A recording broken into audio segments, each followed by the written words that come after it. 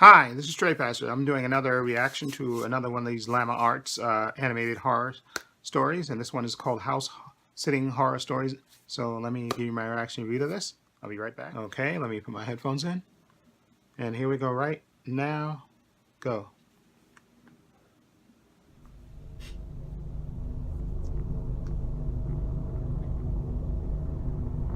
Okay.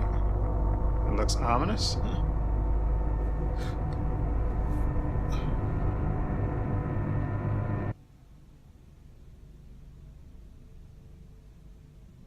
A couple weeks ago, my dad came home and pitched me a small job offer.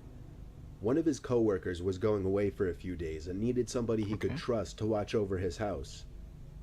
The reason my dad pitched this to me was because the man's house has a big CCTV system, basically a camera in every room, and then an operating desk where all screens could be watched on a big monitor. And I'm a computer science major, so my dad just always assumes that I know how to work anything technological. The man told my dad that he'd pay me $200 for the 2 days just to watch the house, whatever that meant. My dad drove me to the house and introduced me to the man, whose name doesn't matter. The man made it seem like he preferred I stay in the upstairs room with the monitors as opposed to roaming the house all day. That was fine with me though. So when I wasn't eating, I was mostly just sitting in that room with the TV on in the background and doing schoolwork on my laptop. Ironically, the thing I was doing the least was keeping an eye on the monitors. Night came. I started wondering where in the house I should sleep, since surprisingly we hadn't discussed that. So I sat back down at the desk and looked at all the different rooms on the screens to see which rooms had beds or couches. I noticed something I wasn't expecting to notice though. The back screen door was open downstairs. I didn't remember it being open. I looked through each and every camera screen in a panic. In the living room, a closet door was open. This one I knew wasn't open earlier. I texted my dad to call the man and ask him if he came back home. Meanwhile, I continued watching the screen. On the grainy, dark image, a tall person who resembled only a black shadow on the screen stepped out from the closet. I pulled my arms off the desk as I covered my mouth with my hands in shock. As I did this, however, my left elbow pulled some heavy object from the desk onto the floor, creating a big thud. The person in the image very clearly moved their head up to the ceiling as a response to the noise. They went for the stairs, walking up very, very slowly, step by step. Meanwhile, I got a text back from my dad saying, "No, he's not. I just spoke to him half an hour ago. Why?" I got so caught up in my phone texting my dad to send help that I didn't even pay attention to the monitor. Oh, Jesus. There was a knock at the door. I looked at it and then the screens. The first screen I laid my eyes on was the one showing the person outside the door to the room I was in. I remembered that door had no lock. The only thing I could think to do was jump out the window into the bushes below. I ran halfway down the block and then stopped when my dad called me. I had him call his friend and ask him if he was expecting somebody in the house. The man said he had no relatives or friends who had his key or would ever let themselves into his home. So he called the cops and had them review the footage. I got to watch all of it, and it showed everything. From the moment the intruder broke the glass to the backyard door, to the moment I jumped out the window and him running away shortly after. The intruder was never found. The footage was just too dark to identify his face. He must have known that guy was going out of town. What he didn't expect was you being in the house. That's what happened.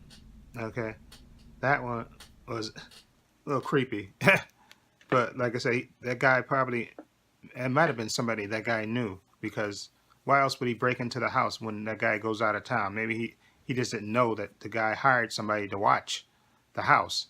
So that's why the guy was shocked when he heard that big thud, that when you dropped whatever you dropped, and so he thought somebody was in the house, and he was going to see who it was. That, like I said, the guy said he didn't have no relatives coming, right, or anybody that would just let themselves in, and obviously he didn't just let himself. He broke into the house.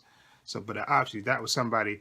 If I was that guy that owned that house, you gotta look at your friends closely, because that's somebody that probably knew that you were going out of town, somebody that you told, and they just didn't think that you would hire somebody. They probably thought the house was gonna be empty, and that guy was gonna, go about taking whatever valuables he was gonna take.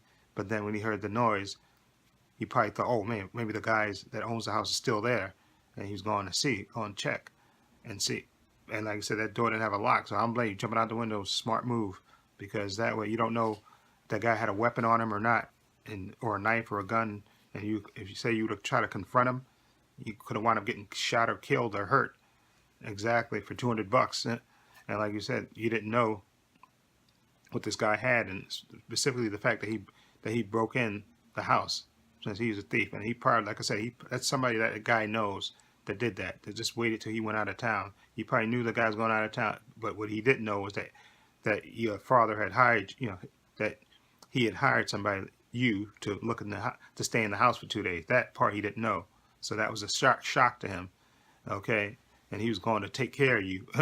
Exactly, or the neighbor or the guy who hired you, who he thought that guy was still in the house, and he was going to take care of you. So you did the smart thing by jumping out of the window, because again, that guy, he knew that that guy was leaving over the weekend. So if I was that guy, I would check into my friends and look very closely, because obviously some guy, he knew that you were leaving for the weekend, and he's going to take advantage and break into the house and steal stuff. So if I was that guy, I would look at your friends closely. And also, having closed circuit TV. Now, if I don't know if that guy lives by himself, maybe that's why he has this. That would make sense. But obviously, if you live with other people, I don't know how they would feel about you having, monitors in every room. That would be sort of super weird. Okay. That part would be super weird, that you would have. I can understand if you live by yourself, yeah, then I can see that. So that way you're never surprised about anybody breaking into your house. But why wouldn't you have a lock on that door that has the cameras in it? That part is weird, that you wouldn't have a lock on that door. That door should definitely have a lock, because then if you're sleeping in that room or whatever, or you're doing something in that room, and you see somebody breaking in, you could be locked in the room, so that you don't act so somebody has easy access to get into that room and get at you. But anyway, let me know what you think of this this one, house horror. This one I thought was pretty, house sitting horror stories. I think this one was pretty cool. Just again, don't again, that dude did the right thing jumping out of the window. I would have jumped out the window too. There's no way in the world I'm staying in there once I hear that. But anyway, let me know what you think. I'll leave a link to the Llama art to this video in the description box, so you can check it out for yourself, and please sub to him.